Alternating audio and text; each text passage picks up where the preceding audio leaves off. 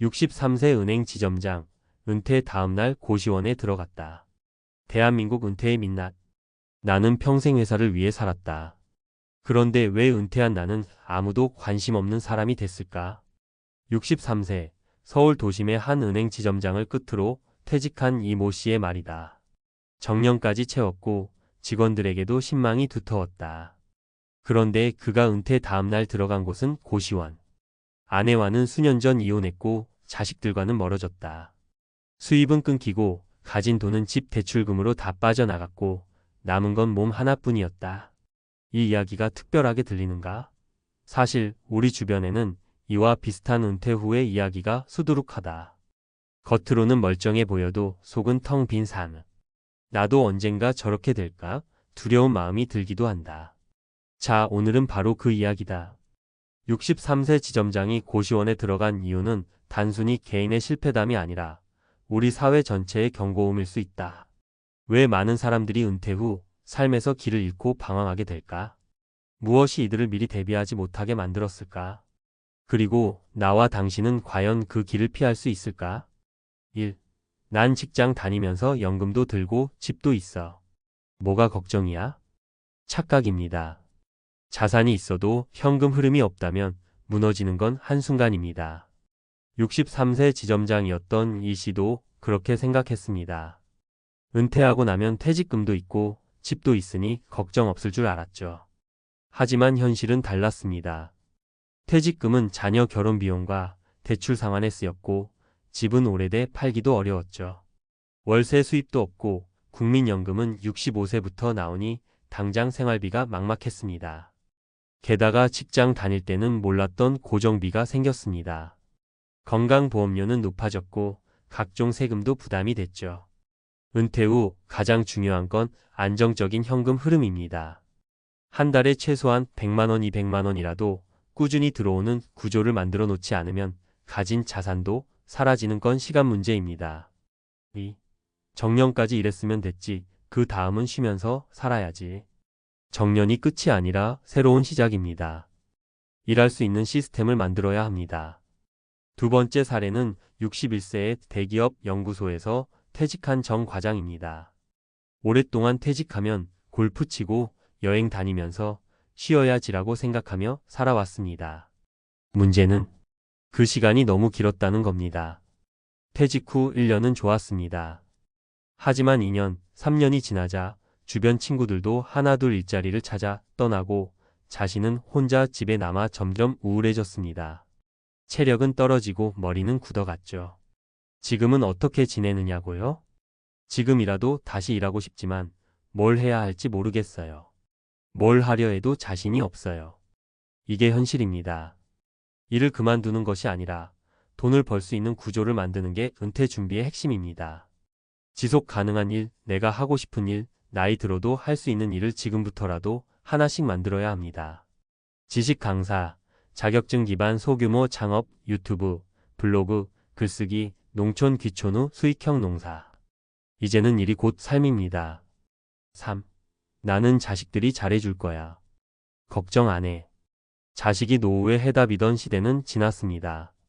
스스로 살아갈 준비가 필요합니다.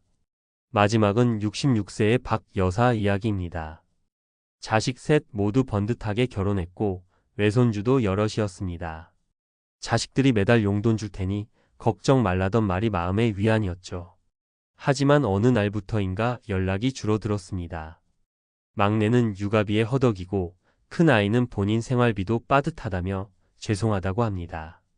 결국 30년 넘게 산 집을 월세 주고 자신은 반지하로 들어가게 됐습니다. 내가 이렇게 될 줄은 몰랐어요. 그냥 자식들 잘 되길 바랐던 것뿐인데. 노후의 가장 위험한 생각은 자식이 알아서 해주겠지입니다. 자식도 각자 살기 바쁩니다. 부모를 아끼지 않아서가 아니라 구조적으로 여유가 없는 겁니다. 노후를 위한 최소한의 경제적 독립은 스스로 준비해야 합니다. 자식에게 미안하지 않게 그리고 당당하게 살아가기 위해서라도 말입니다. 이제 우리는 어떻게 해야 할까? 은퇴 후에도 돈이 흐르는 구조를 만들어야 합니다. 월세, 임대 수입, 소액 유튜브 수익, 블로그 광고 수익, 디지털 콘텐츠 판매, 취미 소득. 적더라도 꾸준한 현금 흐름이 인생을 지켜줍니다. 일할 수 있는 능력을 늦게까지 유지해야 합니다. 체력, 지식, 인간관계, 기술 중 하나라도 있어야 합니다.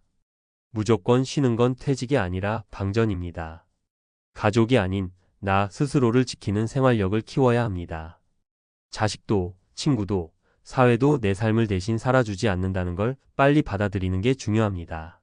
마무리하며 63세 은행 지점장, 은퇴 다음날 고시원에 들어갔다.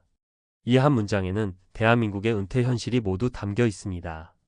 겉으론 멀쩡한 사람도 속은 텅 빈 채로 살아갑니다. 하지만 우리는 아직 기회가 있습니다. 지금이라도 나만의 은퇴 플랜을 짜면 됩니다. 늦었다고 생각할 때가 가장 빠른 시작이라는 말, 지금 이 순간만큼 어울리는 때는 없습니다. 우리 모두의 은퇴가 고시원이 아닌 자유롭고 행복한 인생 이막이 되길 진심으로 바랍니다. 63세 은행 지점장, 은퇴 다음날 고시원에 들어갔다. 대한민국 은퇴의 민낯, 지금 당신에게 필요한 은퇴 준비의 진실. 여러분, 은퇴하면 뭐가 떠오르세요? 여유로운 여행? 아침 햇살 받으며 산책하는 삶? 아쉽지만 그건 일부의 이야기고요. 대부분은 은퇴와 동시에 소득 절벽이 시작됩니다. 더 심각한 건 지금 이 순간에도 많은 분들이 나는 예외일 거야 라고 착각하며 준비 없이 은퇴를 맞이하고 있다는 겁니다. 63세까지 은행 지점장으로 일한 이모 씨, 퇴직 다음날 바로 고시원에 들어갔습니다. 왜일까요? 그는 남들 보기엔 성공한 인생이었지만 정작 은퇴 후 삶을 위한 경제적 대비는 전혀 없었기 때문입니다. 오늘 이 글에서는 이처럼 준비 없이 은퇴를 맞이한 사례들을 통해 진짜 필요한 은퇴 준비가 뭔지 현실적으로 짚어드릴게요. 사례 1.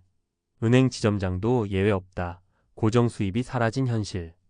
이 모 씨는 30년 넘게 은행에서 일했고 지점장까지 올랐어요. 월급도 좋았고 대출도 본인 명의로 많지 않았죠. 그런데 퇴직하고 나니 매달 들어오던 월급이 끊기면서 생활이 무너졌습니다. 자녀 교육비에 집도 전세로 살다 보니 노후 자금은 없었고 퇴직금은 자녀 결혼 자금으로 사용한 게 끝이었죠. 결국 선택한 곳은 월세 35만 원짜리 고시원. 혼자 밥 해먹기도 힘들어 편의점 도시락으로 끼니를 때우고 하루 대부분을 인터넷 기사 보며 보내는 생활. 여러분, 이게 남의 일이 아닙니다.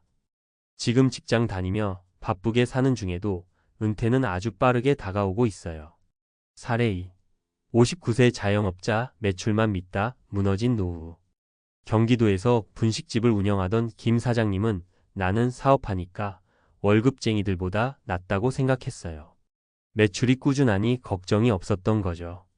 그런데 코로나19로 손님이 끊기면서 가게 문을 닫았고 40 중반에 시작해 15년 넘게 일했지만 국민연금은 최소한으로만 냈고 퇴직금도 없었습니다.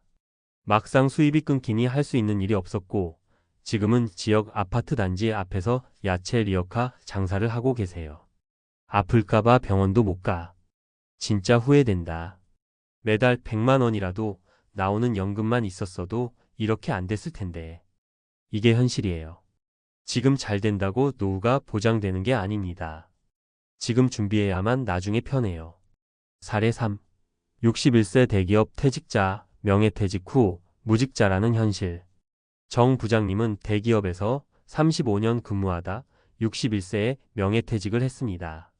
퇴직금도 2억 정도 받았고 국민연금도 곧 나올 예정이라 걱정이 없다고 생각했죠. 그런데 막상 퇴직하고 나니 쓰는 돈이 생각보다 훨씬 많았습니다. 월 고정 지출은 300만 원 이상. 자녀는 아직 취업 전이고 배우자는 고급 소비에 익숙한 스타일. 결국 1년 만에 퇴직금의 절반이 사라졌고 재취업하려고 해도 나이 때문에 번번이 탈락. 지금은 무직이라는 말이 가장 괴롭다고 합니다. 정 부장님이 하는 말, 그동안은 회사가 나를 지켜줬던 거야. 지금은 혼자야. 진짜 은퇴는 사회에서 단절된 기분이야. 그렇다면 어떻게 준비해야 할까? 1. 수입원을 하나라도 만들어라. 연금, 임대 수입, 소소한 부업 등 어떤 형태든 상관없습니다. 매달 50만 원이라도 고정 수입이 있다면 삶의 안정감이 달라집니다. 지금부터라도 재능을 살려 블로그, 유튜브, 온라인 강의 등 나만의 콘텐츠로 수익을 만드는 것도 방법입니다. 2. 생활비 구조를 미리 점검하라. 노후에 가장 위험한 건 생활 수준을 줄이지 못하는 것입니다. 지금부터 미리 은퇴 시뮬레이션을 해보세요.